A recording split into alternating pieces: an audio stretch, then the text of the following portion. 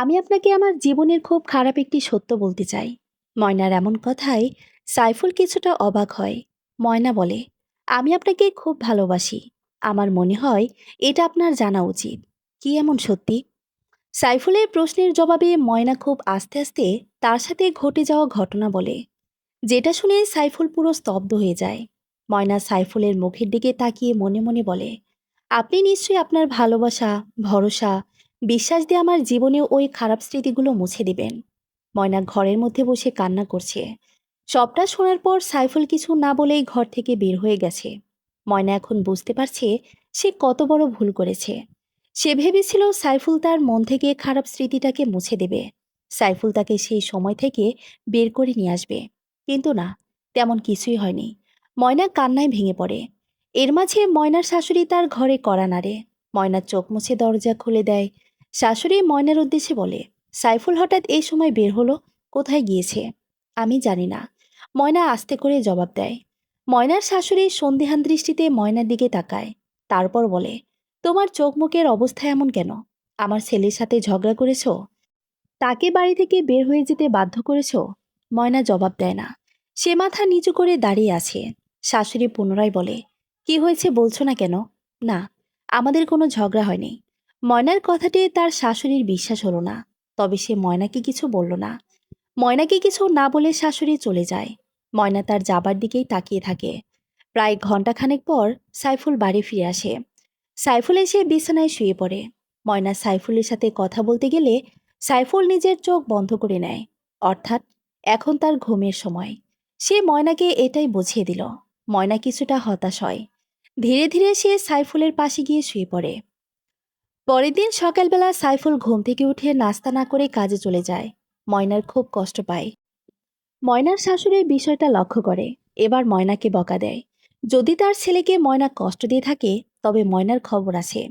নিজের কথাবার্তা দিয়ে ময়নার শাশুড়ি ময়নাকে ছোট একটি সতর্ক বার্তা দিলেন। ময়না এতে আরও কষ্ট পায়। তার খুব কান্না পায়। সেদিন রাতে সাইফুল বাড়ি ফিরলে ময়না সাহস করে তাকে জড়িয়ে ধরে। তারপর শান্ত গলায় বলে, আপনি আমার সাথে এমন করছেন কেন? যা হয়েছে তাতেও আমার কোনো ভুল নাই। সাইফুল জবাব দেয় না। ময়না পুনরায় বলে, আমি আপনাকে খুব ভালোবাসি। দয়া করে আমাকে এত কষ্ট দিবেন না। আপনি আমার দিক থেকে মুখ ফিরে নিলে আমার খুব কষ্ট হয়। এটা বলে ময়না সাইফুলকে আরো শক্ত করে জড়িয়ে ধরে। তার বুকে মুখ গুজে কান্না করে দেয়। এক পর্যায়ে ময়নার কান্না সাইফুল মনে কিছুটা প্রভাব ফেলে। সে তার বুক থেকে ময়নার মাথাটি তোলে। তারপর ময়নাকে আদর করার জন্য তার মুখটা এগিয়ে নেয়। ময়নার কান্নারত চোখে হাসি ফুটে ওঠে। কিন্তু সাইফুল হঠাৎ থেমে যায়। তারপর ময়নাকে ধাক্কা দিয়ে ফেলে দেয়। ময়নার মাথাটা গিয়ে খাটের সাথে লাগে। সে বেশ ব্যথা পায়। ময়না সাইফুলের দিকে করুণ চোখে তাকায়। সাইফুল বেশ রাগী গলায় বলে, ঠিক এই জন্য আমি তোমার থেকে মুখ ফিরিয়ে থাকছি। ময়না কিছু বুঝতে পারে না। সাইফুল পুনরায় বলে, এখন আমি যতবার তোমার কাছে যাওয়ার চেষ্টা করব, ততবার আমার মনে হবে তুমি অপবিত্র। তোমার শরীরটা অপবিত্র, যেটা আমার প্রাপ্য ছিল না। ময়নার মাথায় আকাশ ভেঙে পড়ার মতো অবস্থা। সে সাইফুলের কণ্ঠে এমন কথা শুনে আরও ভেঙে পড়ে। তবুও সে খুব কষ্টে নরম গলায় বলে, আমি অপবিত্র? সাইফুল ময়নার গালে একটি থাপ্পড় বসিয়ে দেয়। ময়না পুনরায় ছিটকে পড়ে। সাইফুল বলে, অবুঝপনা হচ্ছে আমার সাথে? তুই বুঝিস না তুই পবিত্র নাকি অপবিত্র? সাইফুল রাগে নিয়ন্ত্রণ হারিয়ে ফেলে। ময়না সাইফুলের এই নতুন রূপ দেখে। ময়নার হৃদয়টা ভেঙে যায়। আসলে সে সাইফুলকে এমন রূপে বিয়ের প্রথমেই ভেবেছিল। কিন্তু সাইফুল তার ধারণা বদলে দিয়ে তার ভালোবাসা জিতে নেয়। তাই হঠাৎ করে সাইফুলের এমন রূপ ময়না মেনে নিতে পারে না। তার মনটা বলে ওঠে, সে তো সব পুরুষের মতোই হলে, তবে এই কয়টা মাস এভাবে ভালোবাসার বাঁধনে বাঁধলি কেন? ময়নার হৃদয়ের কথাটা হৃদয়ে বয়ে যায়। এর মাঝে তাদের ঘরের সামনে সাইফুলের মা এসে উপস্থিত হয়। ময়না তার শাশুড়িকে দেখে। শাশুড়ি ময়নার দিকে একবার তাকিয়ে তারপর সাইফুলকে জিজ্ঞেস করে, কি হয়েছে সাইফুল? কিছু না মা, তুমি ময়নার বাবা মাকে খবর দাও, তারা এসে তাদের মেয়েকে নিয়ে যাক। ময়না এটা শুনে সাইফুলের পায়ে পড়ে যায়। সে কান্না করতে করতে বলে, আমাকে বের করে দিবেন না। আমি আপনাকে ছাড়া বাঁচব না। আমি আপনাকে খুব ভালোবাসি। আমার পক্ষে তোমার সাথে মানিয়ে নেওয়া আর সম্ভব নয়।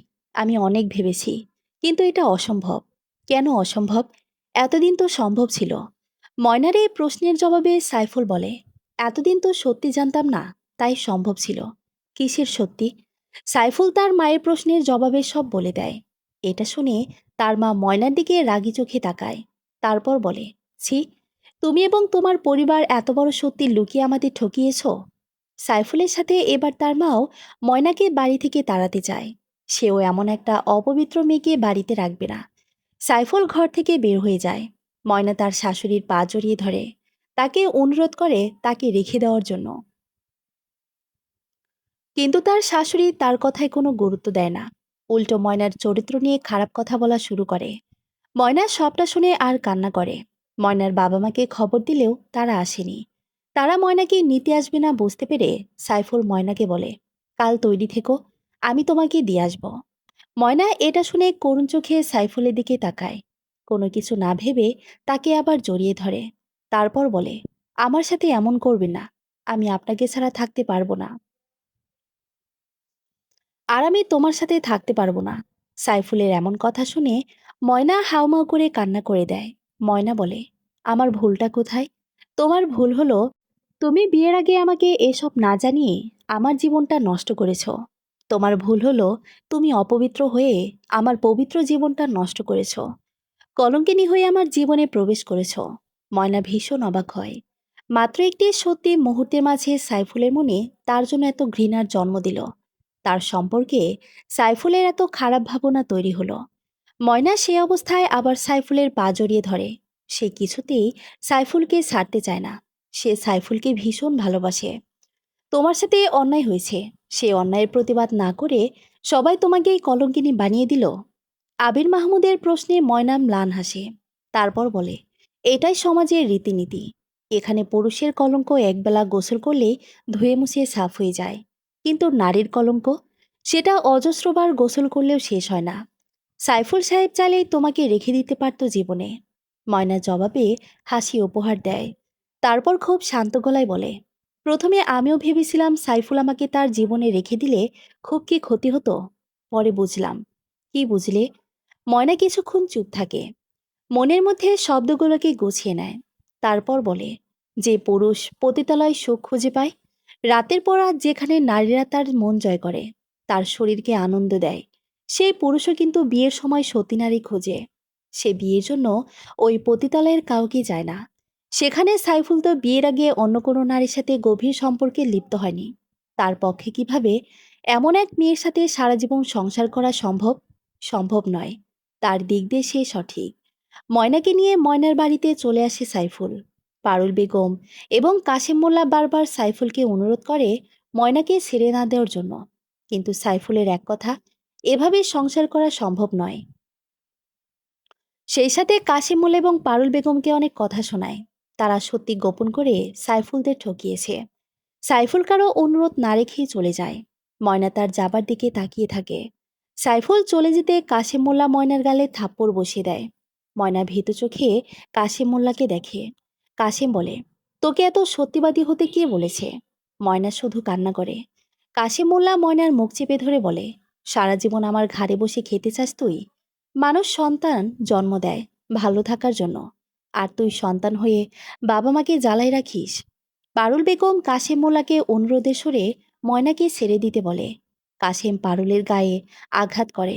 তারপর বলে, সব হয়েছে তোর জন্য, মেয়েকে শিক্ষা দিতে পারিসনি। কাশেম মোল্লা পরপর কয়টা গালি দেয় পারুল বেগমকে। পারুল বেগম প্রত্যুত্তর করে না। কাশেম মোল্লা রেগে চলে যায়। তারপর পারুল বেগম ময়নাকে অনেক বকা দেয়। তাকে এতবার করে বারণ করলো, তাও সে সব সাইফুলকে বলল। ময়না সাইফুলকে হারিয়ে এমনিতেই ভেঙে পড়েছে। তার মাঝে বাবা মায়ের এমন ব্যবহার নিতে পারে না। সে জ্ঞান হারিয়ে মাটিতে লুটিয়ে পড়ে। ইতিমধ্যে গ্রামে ছড়িয়ে গেছে ময়নাকে তার জামাই ছেড়ে গেছে। লোকের মাঝে কানাঘুষা শোনা যাচ্ছে। সবাই বেশ মজা পেয়েছে ঘটনায়। তাই ময়নাকে তার জামাইয়ের ছেড়ে দেওয়ার আসল কারণ না জানলেও রং মিশিয়ে নানা কাহিনী বানাতে সময় নিল না তারা। তবে তাদের এসে সরাসরি কথা শোনাতে পারছে না। কাশিম মোল্লা লোকটা যে ভালো না। কথা শোনাতে আসলে উল্টো কাশিম মোল্লা তাদের খবর করে ফেলবে। সেজন্য আড়ালে ভালোই কানাঘুষা চলছে। ময়নার বাবা মা সাইফুল এবং তার মায়ের কাছে যায়, আবার অনুরোধ করতে, সব ভুলে ময়নাকে যাতে তারা গ্রহণ করে। কিন্তু না, সাইফুল আর তার মা এমন খারাপ একটি মেয়েকে গ্রহণ করবে না। কাশেম মোল্লা এবং পারুল বেগমকে সেদিন সাইফুলদের বাড়ি থেকে বেশ অপমানিত হতে ফিরতে হয়। সেদিন বাড়ি ফিরে কাশেম মোল্লা অমানুষের মতো ময়নাকে মারতে থাকে। প্রথমত সাইফুলদের বাড়িতে তাদের যথেষ্ট অপমান করা হয়েছে। দ্বিতীয়ত সাইফুল ডিভোর্সের কথা তুলেছে। আগামী 3 মাসের মধ্যে ডিভোর্স হয়ে যাবে। সেজন্য কাশেম মোল্লা ময়নার উপর অনেক রেগে যায়। ময়না মার সহ্য করতে না পেরে বারবার অনুরোধ করে তাকে আঘাত না করার জন্য। কিন্তু তার পাষণ্ড বাবা সেসব শোনে না। পারুল বেগমও ভয়ে তাকে থামায় না। সেই ঘটনার 2 দিন পর কাশেম মোল্লা ময়নার সাথে আলোচনায় বসে। কাশেম প্রথমে জিজ্ঞেস করে, ময়না, তুই জামাইয়ের সাথে থাকতে চাস?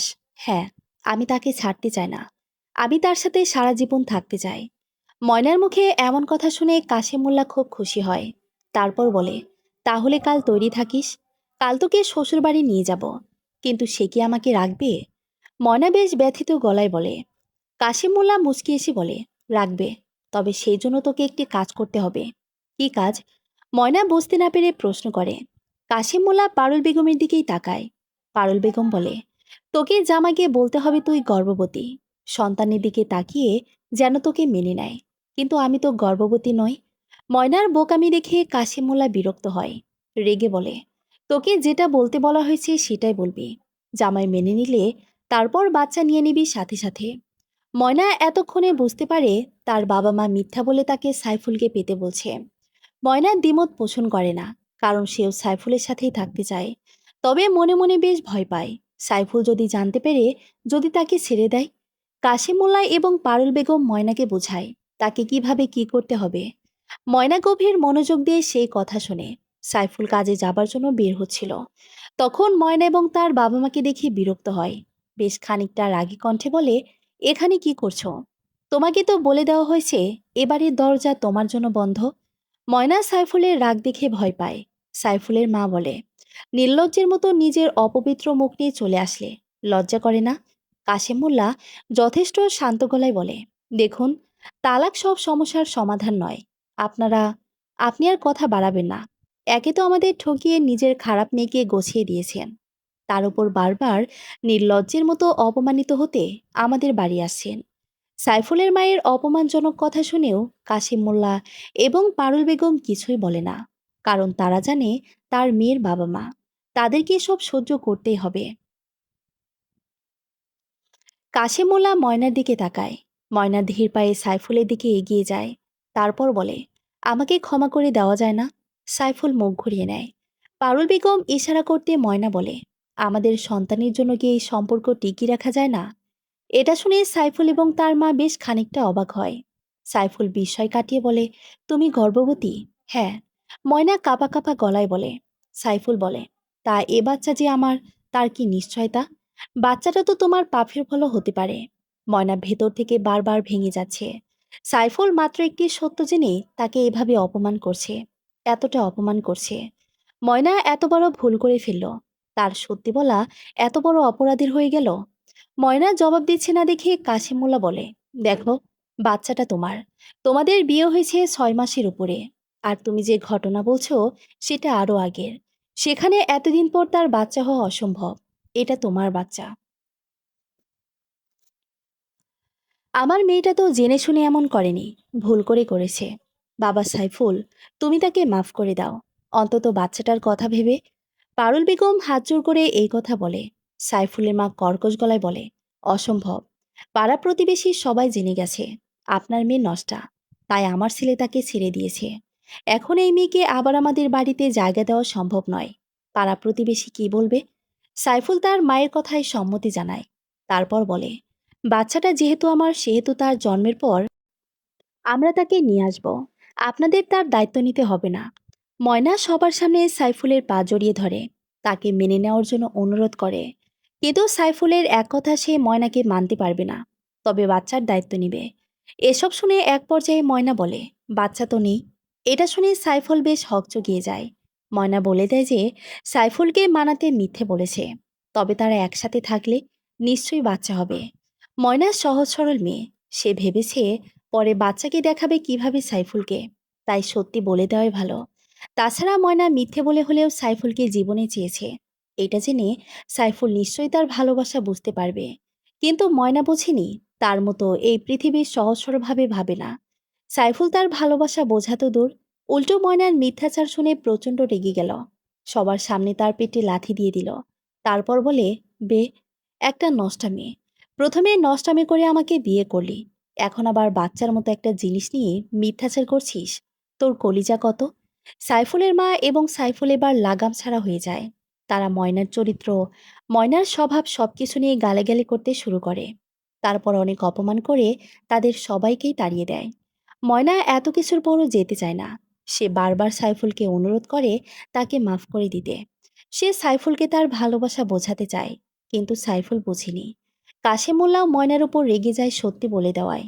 নেহাত এটা ময়নার শ্বশুরবাড়ি, তাই সে ময়নার গায়ে হাত তোলে না, নয়তো হাত তুলতো। সেদিনও ময়নাসহ তার বাবা মা অনেক অপমানিত হয়ে সাইফুলের বাড়ি ছাড়ে। কেটে যায় 3 মাস।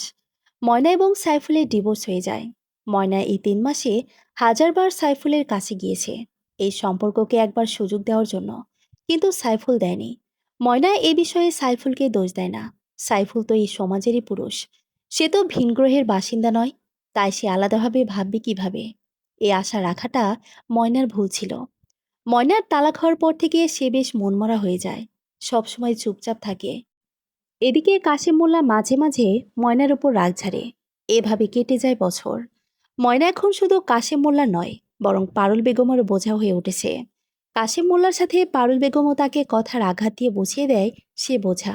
ডিভোর্সি মেয়েরা এ সমাজের বোঝা, বাবা মায়ের বোঝা, সবার বোঝা। ময়না তাদের সব অভিযোগ চুপচাপ শোনে। আগে সে শান্ত ছিল, এখন সে আরো শান্ত হয়ে গেছে। ময়নার বয়স 17 পেরিয়ে 18-র কাছাকাছি হয়ে উঠেছে। এত কম বয়সে তার জীবনে অনেক কিছু ঘটে গেল। সেদিন রাতে কাশিম মোল্লা এসে দেখে ময়না ভাত খাচ্ছে। কাশিম মোল্লা হন্তদন্ত হয়ে ময়নার সামনে এসে তার হাত থেকে ভাতের প্লেট কেড়ে নেয়। তারপর তাকে এক লাথি দেয়। কাশিম মোল্লা বলে, কুত্তার বাচ্চা, তুই মরতে পারস না, বসে বসে শুধু আমার অন্ন ধ্বংস করস। পারুল বেগম সেখানে বসা ছিল, কিন্তু না, সে ময়নাকে ধরল। কাশিম মোল্লা আরও একটি লাথি দিল ময়নাকে। তারপর দ্বিগুণ রেগে বলে, তোকে কে বলেছিল সত্যবাদী হতে? বেশি সত্যবাদী হতে চেয়েছিলি তাই না? যা, এবার আমার ঘর থেকে বের হ। তোর মতো বিবাহিত ডিভোর্সি মেয়েকে সারা জীবন ঘরে বসে খাওয়াবো নাকি আমি? ময়না ভীষণ ভয় পায়, তার বাবা তাকে বাড়ি থেকে বের করে দিবে নাকি। ময়না ভীতু গলায় বলে, আমি কোথায় যাব? কাশিম মোল্লা দেখে ময়না ভয় পাচ্ছে, তবুও তার মনে দয়া হলো না। সে আবার ময়নাকে লাথি মারে। তারপর বলে, জাহান্নামে যা, যেখানে খুশি সেখানে যা, আমাকে মুক্তি দে, তোর জ্বালায় আমি অতিষ্ঠ। ময়না ভয়ে গুটিয়ে নেয় নিজেকে, জবাব দেয় না। তার কাছে জবাব দেওয়ার মতো কিছুই নেই। কাশিম মোল্লা পুনরায় বলে, যা সাইফুলের বাড়ি যা, তার নতুন বউয়ের কামলাগিরি কর গিয়ে, দেখ কামলা হিসেবে তোকে নেয় কিনা। নতুন বউ? ময়না অবাক কণ্ঠে বলে। কাশিম মোল্লার কথাই বুঝতে পারে ময়না সাইফুল বিয়ে করতেছে। সেজন্য মূলত কাশিম মোল্লা আজ তার উপর এত রেগে গেছে। কয়েকদিনের মাঝে সাইফুলের দ্বিতীয় বিয়ে হয়ে যায়। ময়না বিয়ের দিন গিয়েছিল, লুকিয়ে সাইফুল এবং তার বউকে দেখে নেয়। সেই সাথে মনকে বোঝায় এই মানুষটা আর তার নেই। এই মানুষটার জন্য তার হৃদয়ে কিছু থাকা উচিত নয়। ময়নার জন্য সাইফুলকে পাওয়ার আশা চিরতরে শেষ হয়ে যায়। যদিও তালাকের পর সব সম্পর্ক এমনি শেষ, তবুও ময়না সাইফুলকে ভালোবাসত। অবুঝ কিশোরী হৃদয়ের প্রথম ভালোবাসা ছিল বলে কথা, সেজন্য মনে থেকে গিয়েছিল। কিন্তু আজ ময়না সাইফুলের নতুন জীবনকে শুভেচ্ছা জানিয়ে তার মনকে বোঝায় তার আর সাইফুলকে নিয়ে ভাবলে চলবে না, একদমই না। ময়না সেদিন বাড়ি এসে খুব কান্না করে, কিন্তু তার কান্না দেখে সান্ত্বনা দেওয়ার মতো মানুষ ছিল না। ময়নার তালাকের কথা শুনে তার বোন দুলাভাই এসেছিল কয়েকদিন। ময়না তাদের থেকে দূরে থাকার চেষ্টা করেছে সব সময়। তবে আজ আবার রাজীবের কণ্ঠ পেয়ে তার বুকের মধ্যে পুরনো ভয়টা জেগে উঠল। ময়না আড়ালে সরে থাকে। রাজীব বাড়ি ঢুকে পারুল বেগম এবং কাশিম মোল্লাকে ডাকে। কাশিম মোল্লা রাজীবের প্রতি ভীষণই বিরক্ত। যতই ময়নাকে দোষ দিক, সে জানে সব হয়েছে রাজীবের জন্য, কিন্তু বড় মেয়েটার সংসারের কথা ভেবে চুপ থাকছে। কাশিম মোল্লা বিরক্ত গলায় বলে, কিসের জন্য আসছো? আপনারা ময়নার আবার বিয়ে দিবেন না? রাজীব বেশ নরম গলায় জানতে চাইল। পারুল বেগম এটা শুনে নিজেকে ধরে রাখতে না পেরে বলল, কে বিয়ে করবে? আমরা তো কম চেষ্টা করছি না। ওর ডিভোর্সি এটা শুনে সবাই চলে যায়। তারপর তুমি ওর সাথে যা করেছো সেটা জানলে তো কেউ আমাদের বাড়ি মুগ্ধ হবে না। কাশিম মোল্লাও জানায় 1 বছরে তারা অনেক পাত্র দেখেছে, কিন্তু কেউ তেমন সাড়া দেয়নি। রাজীব বলে, তারা সাড়া দেয়নি বলে তো আপনারা চুপ থাকবেন বিষয়টা এমন নয়। আপনারা ওকে কতদিন এভাবে ঘরে রাখবেন? রাখতে কে চায়, কিন্তু পাত্র কোথায় পাবো? আমরা তো চাই তাকে বিয়ে দিতে। পাত্র যেমনই হোক আমাদের সমস্যা নাই, একজন ছেলে হলেই হলো, যে ময়নাকে বিয়ে করতে রাজি হবে। কাশিম মোল্লার এ কথায় রাজীব কেন জানি না খুশি হয়ে যায়। তারপর সে বলে, আমার খোঁজে একজন পাত্র আছে। পাত্র আছে? পারুল বেগম এবং কাশেম মোল্লা কিছুটা খুশি হয়। পরক্ষণে ময়নার কথা জেনে বিয়ে করতে রাজি হবে কিনা সেটা ভেবে মন খারাপ হয়ে যায়। তখন রাজীব বলে, সে ময়নার ব্যাপারে সব জানে। ময়না ডিভোর্সি, সেই সাথে আমার সাথে ঘটা ঘটনাও জানে। সব জেনেই সে ময়নাকে বিয়ে করতে চায়। কি সত্যি এমন ছেলে পাওয়া গেছে? কাশিম মোল্লা যেন আশার আলো দেখল। রাজীব বলে, হ্যাঁ, সে আমার দুঃসম্পর্কের এক কাকা হয়। স্ত্রী গত হয়েছেন, তার এখন সঙ্গী দরকার, সেজন্য বিয়ে করতে চাচ্ছে। রাজীবের কাকা হয় শুনে ময়না বুঝে যায় লোকটা কেমন হবে। তার দাদুর বয়সী কেউ। ময়না মনে মনে বেশ ভয় পেতে শুরু করে। সে মনে মনে চাইছিল তার বাবা মা রাজি না হোক, কিন্তু তাকে হতাশ করে দিয়ে কাশিম মোল্লা এবং পারুল বেগম রাজি হয়ে যায়। রাজীব বলে, তাহলে আগামীকাল ময়নাকে দেখতে নিয়ে আসি তাকে। কাশিম মোল্লা সম্মতি দেয়। রাজীব বিদায় নিয়ে চলে যায়। ময়না আবারও ভেতর থেকে ভেঙে যায়। তবে পারুল বেগমের কিছু সময়ের জন্য সুবুদ্ধি উদয় হয়। তাই সে বলে, আচ্ছা, রাজীবের কাকা, সে তো বয়সে প্রায় 45 বছরের বড় হবে। এমন একজনের সাথে ময়নার বিয়ে দেব আমরা? কাশিমোল্লার সাথে সাথে পারুল বেগমের গালে থাপ্পড় বসিয়ে দেয়। তারপর বলে, তোর ওই নষ্টা মেয়েকে কচি খোকা বিয়ে করবি ভাবছিস তুই? এই কথাটা বোধ হয় ময়নার জন্য সবচেয়ে কষ্ট ছিল। নিজের বাবার মুখে নিজের সম্পর্কে এমন কথা শুনে সে পুরো নির্বাক হয়ে যায়। তার ভেতরটা এভাবে বারবার ভেঙে যাচ্ছে। সে বুঝতে পারে তার ভেতরটায় কিছু নাই, সেটা কয়েকশো টুকরো হয়ে গেছে। অন্যদিকে পারুল বেগম থাপড় খেয়ে স্বামীর কথায় তাল মেলায়। পরের দিন যথারীতি রাজীব তার কাকাকে নিয়ে আসে। সে এসে ময়নাকে দেখে যায়। ময়নার তাকে দেখে বিরক্ত লাগলো। বয়স প্রায় 60-এর কাছাকাছি। শুনেছে বিয়ে আগে 2টা হয়েছে, এখন আবার বিয়ে করবে, তাও ময়নার মতো এত ছোট একজনকে। ময়না মনে মনে দ্বিমত পোষণ করলেও বাবার ভয়ে মুখ ফুটে বলতে পারে না। ময়নাকে ভেতরের ঘরে পাঠিয়ে দিয়ে কাশিমোল্লা এবং রাজীবরা কথা বলছিল। তারা বিয়ের দিনক্ষণ ঠিক করছিল। কাশিম মোল্লা চাচ্ছিল যত তাড়াতাড়ি সম্ভব বিয়েটা হয়ে যাক, তাহলে তার মাথা থেকে বোঝা কমে। সেজন্য সে এই সপ্তাহের মাঝে বিয়ে ঠিক করে। যেটা শুনে ময়না আরও ভেঙে পড়ে, কিন্তু তার বাধা দেওয়ার উপায় নেই, অধিকার নাই। তবে ময়না বুঝতে পারে সে ধীরে ধীরে অতল সাগরে তলিয়ে যাচ্ছে। তার জীবনটা একটু একটু করে রোজ রোজ শেষ হচ্ছে। ময়না বিষণ্ণ মুখশ্রীতে হাসি ফুটিয়ে তোলার জন্য বোধহয় বিয়েটা ভেঙে গেল। মূলত রাজীবের কাকা মারা গেছে, হঠাৎ হার্ট অ্যাটাক করে মারা গিয়েছে। এটা শুনে ময়না খুশি হয়। অন্যদিকে কাশেম মোল্লা এবং পারুল বেগম বেশ চিন্তিত হয়ে পড়ে। ডিভোর্সি মেয়েকে বিয়ে দেওয়ার যে একটা পাত্র পেয়েছিলেন সেটাও গেল। ময়নার দিনগুলো একই রকম কেটে যাচ্ছে। তার ভাগ্যে ভালো কিছু নেই। এটা ভেবেই ময়নার জীবনটাকে টেনে নিয়ে যাচ্ছে। এর মাঝে একদিন রাজীব এলো। সে ময়নার সাথে একান্তে কথা বলতে চাচ্ছিল, কিন্তু ময়না তার থেকে পালিয়ে বেড়াচ্ছে। পারুল বেগম সবটা বুঝতে পেরে রাজীবকে চলে যেতে বলে। ময়নার বাবা মা বাড়িতে থাকায় রাজীব তেমন সুবিধা করতে পারেনি, তাই তাকে চলে যেতে হয়। কেটে যায় আরও কয়েকটা মাস। ময়না দিনে দিনে কাশেম মোল্লা এবং পারুল বেগমের চোখের বিষ হয়ে ধরা দিচ্ছিল। তাদের সবচেয়ে বড় বোঝা হয়ে উঠেছিল। ময়না সবটা বুঝতে পারে, কিন্তু তার কিছুই করার নাই। অন্যদিকে ময়নার বাবা কয়েকজনের কাছ থেকে টাকা ধার নিয়েছিল, যারা কয়েকদিন পর পর বাড়িতে টাকা চাইতে আসে। সেদিন তো রতন হাওলাদার এসে কাশেম মোল্লার কলার চেপে ধরে বলে, টাকা কি গাছে ধরে? 2 দিন পর পর শুধু বলবি অমুক দিন দিব, তমুক দিন দিব, সেই অমুক দিন আর আসে না। কাশিমোল্লা অনুরোধের সুরে বলে, রতন ভাই, আর কয়েকটা দিন সময় দিন, দিয়ে দেব। শালা, 5 লাখ টাকা, যার 1 পয়সা তুই আজ দিতে পারছিস না, অথচ কয়েকদিন পর সব টাকা দিয়ে দিবে। জাদুর কাঠি পাবি নাকি? কাশিম মোল্লা এবং পারুল বেগম বারবার অনুরোধ করে যায়। এক পর্যায়ে রতন বলে, দেখ কাশেম, আগামী 5 দিনের মধ্যে 5 লাখের মধ্যে দিয়ে অন্ততপক্ষে আমার 1 লাখ টাকা চাই। চাই মানে চাই। টাকা দিতে না পারলে আমি তোকে ঘরছাড়া করব। তোর সব জায়গা জমি দখলে নিয়ে নেব। রতন হাওলাদার নানাভাবে হুমকি দিয়ে চলে যায়।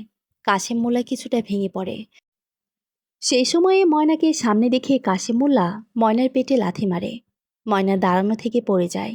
কাশেম মোল্লা বলে, একে আমি ঋণের বোঝায় শেষ। তার মাঝেই একটা আপদ, যখন তখন নিজের পাপি মুখ নিয়ে সামনে চলে আসে। পারুল বেগম কিছু বলতে গেলে কাশেম মোল্লা তাকেও মারে। সে তার সমস্ত রাগ কষ্ট মা মেয়েকে মেরে দূর করে। রতনে দিয়ে যাওয়া 5 দিনের থেকে 2 দিন সময় চলে যায়। কাশেম মোল্লা টাকার চিন্তা বেশ ভেঙে পড়েছেন। অনেকের কাছে ধার করেও টাকা পাননি। 2 দিন পর রাজীব কাশেম মোল্লাকে একটা জায়গায় ডাকে। কাশেম মোল্লা রাজীবের কাছে এসে বলে, কি বলবে বলো, শুনলাম আপনি খুব সমস্যায় পড়েছেন। কাশেম মোল্লা জবাব দেয় না। রাজীব নিজের একটা হাত কাশেম মোল্লার হাতে রাখে। তারপর বলে, আপনি চাইলে খুব সহজে আপনার সমস্ত সমস্যার সমাধান করতে পারেন। কিভাবে? কাশেম মোল্লা বুঝতে পারে না। রাজীব বলে, আমি যা বুঝলাম ময়নার এত কলঙ্ক নিয়ে তাকে কেউ বিয়ে করবে না। সে সারা জীবন আপনাদের ঘাড়ে বসেই খেয়ে যাবে। আপদটা যে যাবে না সেটা তো আমি বুঝেছি। আমার কপাল। কাশেম মোল্লা হাত দিয়ে কপালে দুটো বাড়ি মারে। রাজীব তাকে শান্ত করে। তারপর বলে, আপনি চাইলে ময়নাকে কাজে লাগিয়ে টাকা উপার্জন করতে পারেন। যে টাকা দিয়ে আপনি আপনার ঋণ দূর করার সাথে নিজের হাতেও অনেক টাকা জমা রাখতে পারবেন। মানে, কিভাবে? ময়না কি এমন কাজ পারে যে সে এত টাকা উপার্জন করবে? কাশেম মোল্লা কিছুই বুঝতে পারে না। তখন রাজীব ধীরে ধীরে কাশেম মোল্লাকে পুরোটা খুলে বলে। কাশেম মোল্লা রেগে যায়। রাগান্বিত গলায় বলে, এসব কি বলছো? ও আমার মেয়ে। তার চেয়ে বড় কথা, ওর সাথে আমার মান সম্মান জড়িয়ে আছে। দেখুন, এই উপায়ে আপনি ধনী হতে পারবেন। তাছাড়া আপনার মেয়ে তো সতী নয়, যা সম্মান যাওয়ার তো গিয়েছে। বাকি হলো এসব কথা কেউ না জানলেই হলো। তাহলে তো আপনার চিন্তা কমবে। রাজীব নানাভাবে কাশেম মোল্লাকে বোঝাতে থাকে, ময়না কলঙ্কিনী, তার জন্য কিছু অবশিষ্ট নেই। তাকে কেউ বিয়ে করবে না। সারা জীবন সে কাশেম মোল্লার বোঝা হয়েই থাকবে। তার চেয়ে ময়নার মাধ্যমে তার দিন ফেরানো গেলে অসুবিধা কোথায়? কাশেম মোল্লাকে প্রায় ঘন্টা 2 রাজীব বোঝায়। কাশেম মোল্লা অবশেষে সব ভেবেচিন্তে রাজি হয়। পরের দিন সকালবেলা কাশেম মোল্লা ময়নাকে ডাক দেয়। ময়না ভয়ে ভয়ে তার কাছে আসে। কাশেম মোল্লা বলে, চল। কোথায়? ময়না আস্তে করে জিজ্ঞেস করে। পারুল বেগম বলে, তোর বাবা তোর জন্য একটা কাজ দেখেছে। সেটা আজ থেকে তোকে করতে হবে। কি কাজ? ময়নার এমন প্রশ্নে পারুল বেগম জানায় সে জানে না। তাকে কাশেম মোল্লা কাজ সম্পর্কে বিস্তারিত বলেনি। তখন কাশেম মোল্লা বলে, তোদের এত জানানো লাগবো কেন? পারুল বেগম চুপ করে যায়। কাশেম মোল্লা ময়নাকে বলে, কি কাজ সেটা তোর গেলেই দেখতে পাবি। এত কথা কিসের? অনেক তো জ্বালিয়েছিস আমাকে। এবার না হয় আমাকে একটু শান্তি দে। কাজবাজ করে আমার ঋণ কমা। ময়না মাথা নাড়ায়। সে আর কোনো কথা বলে না। সে কাশেম মোল্লার পিছন পিছন চলতে শুরু করে। কাশেম মোল্লা ময়নাকে নিয়ে অন্য এক গ্রামে আসে। ময়না ভেবেছিল তাকে কারো বাড়িতে কাজে দিয়ে গেছে তার বাবা। সেই ভেবে কাশেম মোল্লার সাথে এক বাড়িতেই প্রবেশ করে। বাড়িটি বেশ বড়, দোতলা দালান। ময়না ম্লান হাসে। এত বড় বাড়িতে কাজ করবে, নিশ্চয়ই ভালো টাকা দিবে। ময়না মনে মনে ভাবে, এখানে আমি সব কাজ ঠিকঠাকভাবে করলে নিশ্চয়ই বাবা মা আর আমাকে বকবে না। এই টাকায় আমাদের সংসারও ভালো চলবে। কিন্তু ময়না বুঝতে পারেনি ভেতরে তার জন্য কি অপেক্ষা করছে। যদি ময়না এক মুহূর্তের জন্য বুঝতে পারত, তাহলে কি সে তার বাবার সাথে এতটা পথ আসতো? আসতো না। কে জানি বলেছিল, পৃথিবীতে খারাপ পুরুষ থাকলেও বাবা নেই। কোনো বাবা খারাপ হয় না। কিন্তু কথাটি ভুল। ময়নার এমন কথায় আবির মাহমুদ এবং সেহা কিছুটা কেঁপে ওঠে। তারা বুঝতে পারে সামনে ময়নার জীবনে ভয়াবহ কোনো ঘটনা ঘটতে চলেছে। ময়না বলে, সম্পর্ক অনুযায়ী কেউ খারাপ বা ভালো নয়, বরং মানুষ হিসেবে ভালো খারাপ চিহ্নিত করা উচিত। যে মানুষ খারাপ, সে খারাপই। বাবা হিসেবে খারাপ, স্বামী হিসেবে খারাপ, ভাই হিসেবে খারাপ। সে সব সময়ের জন্যই খারাপ। এটা বলে ময়না কান্না করে দেয়। সে নিজের চোখের পানিকে অনেক কষ্টে আটকায়। চোখ মুছে নেয় নিজের। অন্যদিকে আবির আর সেহা বাকি ঘটনা জানার জন্য অধীর আগ্রহে বসে আছে। ময়না পুনরায় বলতে শুরু করে। ময়না এবং কাশেমোল্লা বাড়ির ভেতরে ঢুকে। সেখানে ঢুকে ময়না রাজীবকে দেখে অবাক হয়। তার বাবার হাত চেপে ধরে বলে, উনি এখানে কেন? রাজীব মুচকি হাসে। ময়না দেখে রাজীবের সাথে আরও 2জন পুরুষ রয়েছে। একজন প্রায় তার বাবার বয়সী, অন্যজন রাজীবের বয়সী। ময়নার সামনে একটা লোক কাশেমোল্লাকে পুরো 1 লাখ টাকা তুলে দেয়। ময়না কিছু বুঝতে পারে না। সে ভীষণ ভয় পায়। ভয় পেয়ে কাশেম মোল্লার হাত জড়িয়ে ধরে আছে। কাশেম মোল্লা টাকা নিয়ে ময়নার হাত ছাড়িয়ে নেয়। ময়না কাঁপা কাঁপা গলায় বলে, বাবা। কাশেম মোল্লা ময়নার কোনো কথা না শুনে বাড়ি থেকে বেরিয়ে যায়। রাজীব সাথে সাথে গিয়ে দরজা বন্ধ করে দেয়।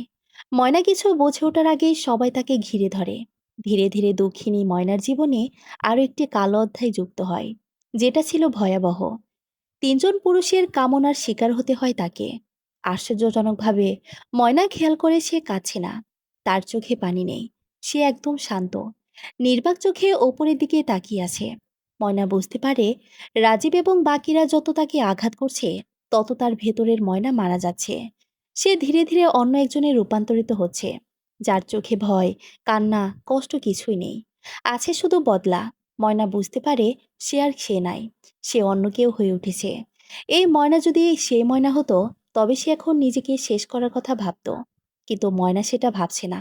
অন্যদিকে রাজীব ময়নাকে যত গভীরভাবে স্পর্শ করছে, ততই নোংরাভাবে বলছে কাশিমোল্লা টাকার জন্য ময়নাকে কিভাবে তাদের কাছে বিক্রি করে দিয়েছে। সেদিন সন্ধ্যাবেলা কাশিমোল্লা এসে ময়নাকে বাড়ি নিয়ে যায়। যাবার পথে নানাভাবে হুমকি দেয়, এসব কথা কোথাও না বলার জন্য, যা হয়েছে তা ভুলে যাওয়ার জন্য। ময়না কোনো কথার কোনো প্রত্যুত্তর করেনি। সে একদম নিশ্চুপ হয়ে কাশেম মোল্লার সাথে বাড়ি আসে। ময়না বাড়িতে আসতে তার মা পারুল বেগম জানতে চায় কাজ কেমন হলো। সব পেরেছে। কি কাজ? ময়না কোনো কথার কোনো জবাব দেয়নি। সে চুপচাপ গিয়ে বিছানায় শুয়ে পড়ে। এভাবেই চলে যায় 10 দিন। প্রতিদিন কাশেম মোল্লা ময়নাকে দিয়ে আসতো। ময়না এতদিনে জানতে পেরেছে রাজীব কাশেম মোল্লাকে টাকা দেওয়ার পাশাপাশি নিজেও নিত, তার লোভের অংশ নিয়ে নিত। এরপর আসে সেই দিন, যেদিন পারুল বেগম লাবণ্যকে নিয়ে তার বাপের বাড়ি যায়। বাড়িতে ময়না আর তার বাবা ছিল। ময়না এতদিন নিজেকে প্রস্তুত করেছে তার ভেতরের শান্ত ভেতু ময়নাটাকে মেরে ফেলে নতুন এক ময়নার জন্ম দিতে। ময়নার ধীর বিশ্বাসে সফল হয়েছে। সে আগের ময়নাকে শেষ করে দিয়েছে। সেদিন রাতে রাজীব আসে মোল্লা বাড়ি। কাশেম মোল্লা রাজীবকে দেখে কিছুটা বিরক্ত হয়, তবে কিছু বলে না। ময়না তাদের খাবার খেতে দেয়। ময়না জানে রাজীব কেন এসেছে, সেজন্য আগে খাবার দিল। কাশেম মোল্লাও অবশ্য জানে, তবে সে প্রতিবাদ করছে না। কাশেম মোল্লা এবং রাজীব একসাথে খাবার খেল। তার কিছুক্ষণ পর দুজনেই ঘুমিয়ে পড়ল। ঘণ্টাখানেক পর রাজীব এবং কাশেম মোল্লার জ্ঞান ফিরে। তারা চোখ মেলে তাকায়। তারা এতক্ষণ ঘুমাচ্ছিল না, বরং জ্ঞান হারিয়ে ফেলেছিল। চোখ মেলে দুজনে একে অপরের দিকে তাকিয়ে আটকে ওঠে। কাশেম মোল্লা দেখে তার এবং রাজীবের দু হাত পা কেটে ফেলা হয়েছে। ঘরটা রক্তে তলিয়ে যাচ্ছে। তারা দুজন চিৎকার করে ওঠে। ময়না তখন সামনে শান্ত চোখে বসেছিল, তার হাতে রামদা। কাশেম মোল্লার এই প্রথম নিজের মেয়েকে দেখে ভয় লাগছে, ভীষণ ভয়। রাজীবও ভয় পাচ্ছে। কাশেম মোল্লা ভয়ে ভয়ে বলে, মা ময়না, তুই এটা কি করলি? এখনো কিছু করিনি। আসলে তোমাদের জ্ঞান ছিল না। আমি যেটা করব সেটা করে মজা পাবো না তো, সেজন্য জ্ঞান ফেরার অপেক্ষায় করছিলাম। আর তোমাদের জ্ঞান ফিরলে যাতে আমাকে বাধা দিতে না পারো, তাই হাত পা কেটে দিলাম। ময়নার শান্ত গলায় বলা এমন কথা শুনে রাজীব এবং কাশিম মোল্লার জান যায়। রাজীব বলে, ময়না, আমাদের হাসপাতাল নিয়ে যাও। ময়না জবাব দেয় না। সে শুধু শান্ত চোখে দুজনার দিকে তাকিয়ে থাকে। কাশিম মোল্লা তার ভুলের জন্য ক্ষমা চায়। ময়না ম্লান হাসে। তারপর বলে, আমার সামনে আমার বাবা নয়, একজন খুনি রয়েছে। সেই খুনি যে আমাকে খুন করেছে। আর খুনের শাস্তি ভয়াবহ হয়। তোমরা জানো না? আমাকে তোমাদের সেই ভয়াবহ শাস্তি তো দিতে হবে, তাই না? কাশিম মোল্লা এবং রাজীব অবাক হয়। ময়নাকে খুন করেছে। ময়না ম্লান হেসে বলে, হ্যাঁ, খুন করেছ। তোমরা আমাকে খুন করেছ। এখন যে আমিটা দাঁড়িয়েছি সেটা আমি নই। এই আমি অন্য আমি, একদম অন্য। এটা বলে ময়না হিংস্র চোখে তাকায়। তারপর রামদা দিয়ে এক আঘাতে রাজীবের শরীরটা মাঝখান দিয়ে 2 ভাগ করে ফেলে। কাশিম মোল্লা এটা দেখে অবাক।